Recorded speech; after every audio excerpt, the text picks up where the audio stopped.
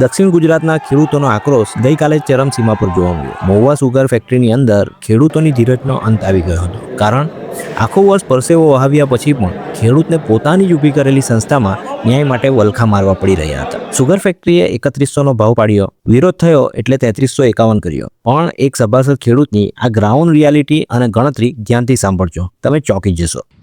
52 ton મારી શેરડી થઈ, સમથિંગ પકડી લો 50 ટન, બરાબર. 3100નો ભાવ પડ્યો. કેટલાની શેરડી થઈ? 1,50,000ની.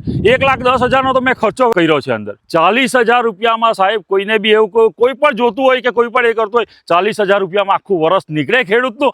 ખેડૂતે આત્મહત્યા નહીં કરવી પડે તો શું કરવું પડે? બોલો, ખેડૂત શું કરવાનો? એમ કારણ કે ખેડૂત બહુ જ મહેનત કરે છે. જ્યારે 12 દિવસ શેરડીનું કટિંગ ચાલ્યું ત્યારે મારા આ પગનું ઓપરેશન થયેલું હતું. 12 દિવસ મેં હોસ્પિટલમાં, ને આમ ટોયલેટમાં જવાની બી તકલીફ પડે. મારી વાઈફ અહીંયા શેરડી કપાવવા આવેલી. બોલો કે કેમ? કારણ કે બહારના મજૂરે હોય, કાંડી મારે, આટલી બી અડધો ફૂટ બી શેરડી વધારે જતી રહી તો ખેડૂતનું તો મહેનત જતી રહી. એટલે અમને લોકોને સમજણ પછી આવે છે ટીવીમાં, ખેડૂતે આત્મહત્યા કરી. તો તમે તો રસ્તો બતાવો છો, આત્મહત્યા કરવાનો તમે રસ્તો બતાવો છો. આજે મેં ત્યાં સાહેબે આવેલા હતા ને, કમિશનર સાહેબને, ડીએસપી સાહેબને, એ લોકોને બી કીધું. મેં કીધું સાહેબ આજ કારણે આત્મહત્યા કરવામાં આવે છે. તમે વિભાગમાં કે સોને ઉપર ને કે વિભાગમાં સત્તાવાળો થઈ ગયો કિરણ ધોનો અમારી ઈચ્છા છે કે અમારા ભાઈની પૈસાની આપણે ઈમાનમાં જવું છે ને.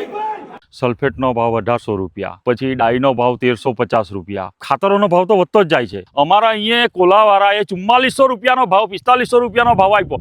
કેમ? એ જ્યારે 4400 રૂપિયાનો ભાવ પાડી શકે તો આટલી મોટી ફેક્ટરી એ 3100નો ભાવ આપે તો વિચાર કરવા જેવી બાબત. ને કોલાવાળા તો રોકડા પૈસા આપી દે છે. આ શેરડી સુગરમાં ગયા પછી બી 3 હપ્તામાં પૈસા ચૂકવાય છે. 3 હપ્તામાં એટલે માનો કે 1 વર્ષ પૂરું થઈ જાય છે. બીજી એક વસ્તુ, મેં જ આજ મહુવા સુગરમાં ખાતર મળે છે, એ ખાતર લેવા ગયો, યુરિયા ખાતર. મેં કીધું મને 20 ગુણ જોઈએ. તો મને શું જવાબ આપવામાં આવ્યો? 20 ગુણ ખાતર યુરિયા નહીં મળે. મેં કીધું કેમ નહીં મળે? હું સભાસદ છું, શેરડી આવે છે આમાં, 20 ગુણ તમને નહીં મળે. મેં કીધું કેમ નહીં મળે?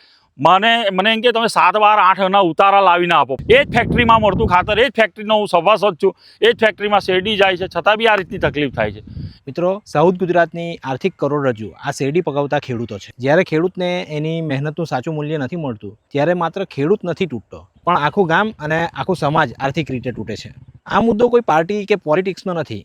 આ મુદ્દો ખેડૂતના અસ્તિત્વનો છે, ખેડૂતોની જીવાદોરીનો છે, ખેડૂતોની રોજીરોટીનો છે. જગતના તાતને આજે તમારી મદદની જરૂર છે. આ વિડીયોને એટલો શેર કરો, સુગર ફેક્ટરીના સંચાલકો અને પોલિસી મેકર સુધી આ ખેડૂતોની આ વાત એમના સુધી પહોંચે. ખેડૂત જીવશે તો આપણે બધા જીવી શકીશું. આ રીલને દરેક ગુજરાતી સુધી પહોંચે એ રીતથી શેર કરજો.